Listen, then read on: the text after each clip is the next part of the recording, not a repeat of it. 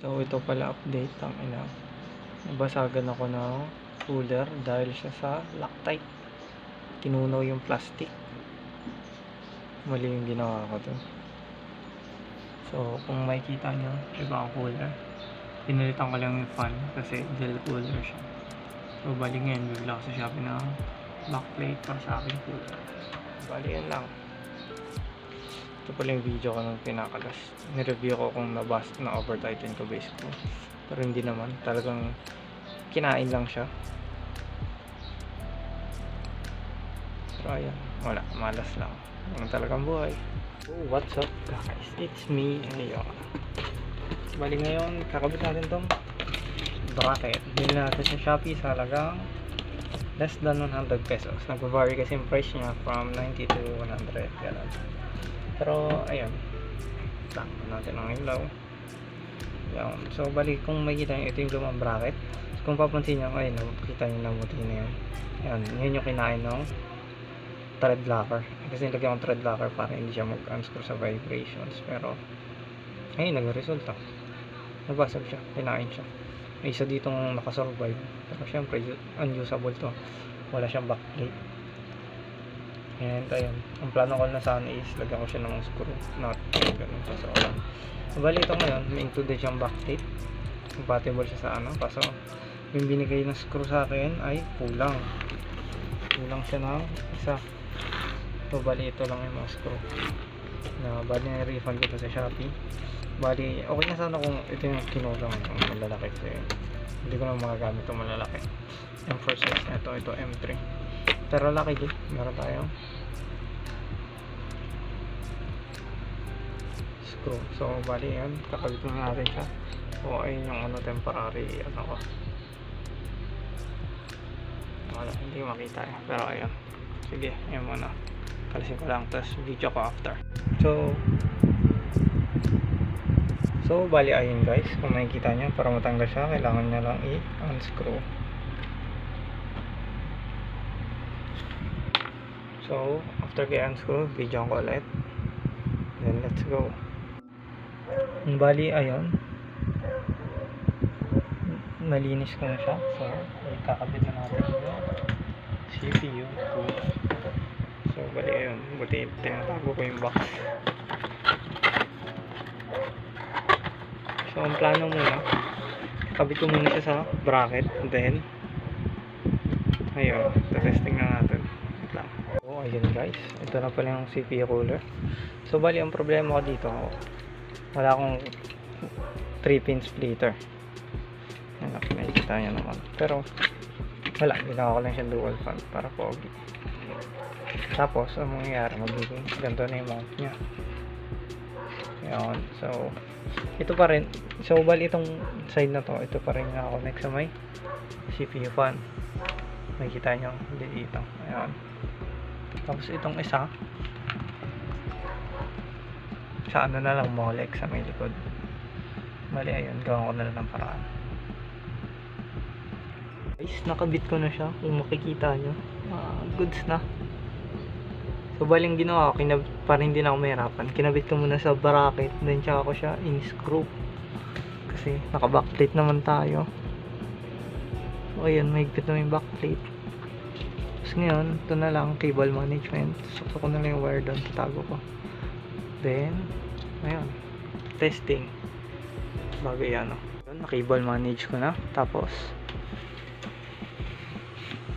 nakabit ko na rin siya. So i-test drive natin siya sa PC. Then ayun, let's go. Ayun siya sa magulong lamesa.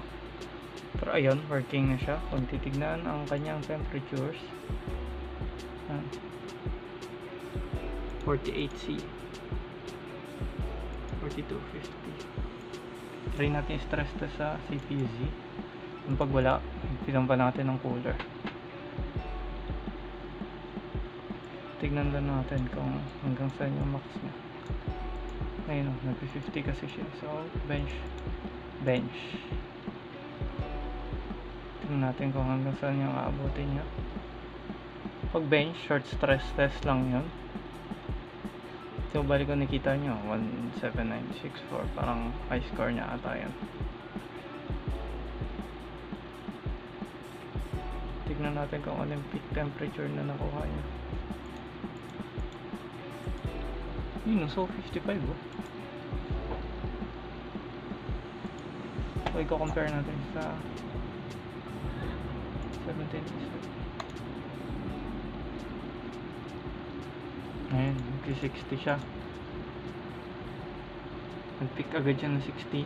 Pero buti 60 lang. Ibig sabihin 10 degrees lang yung ginamp niya. Kasi nung nakaraan ang ginajump niya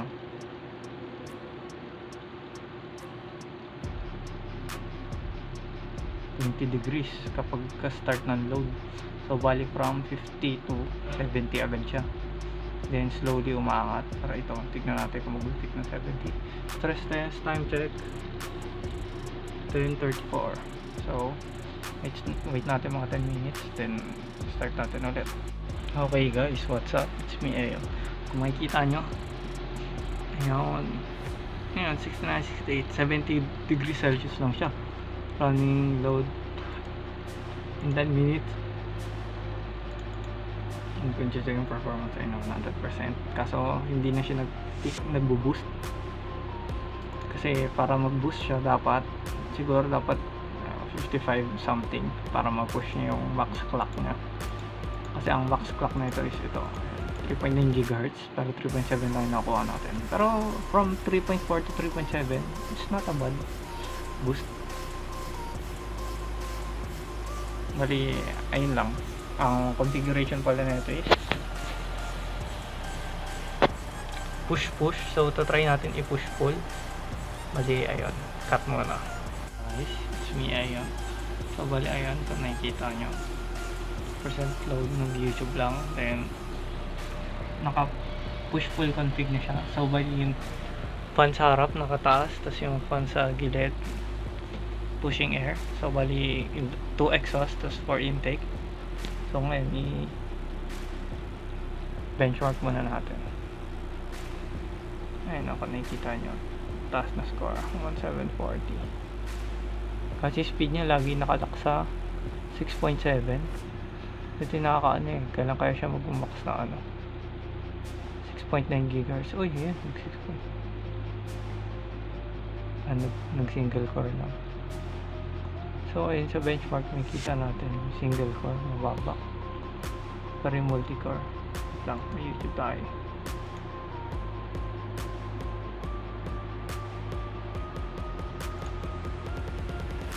Ito.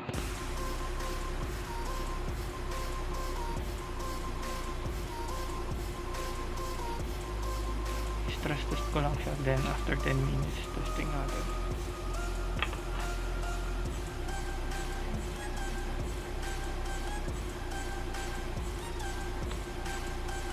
So, ayun yung score nyo kami. Kita nyo.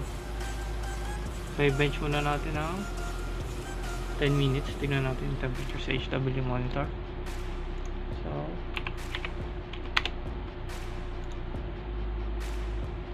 titignan ang kanyang cores. Ayun, 40C siya. 40 din 52. Tapos, ayun, stress test. Let's go. It's me.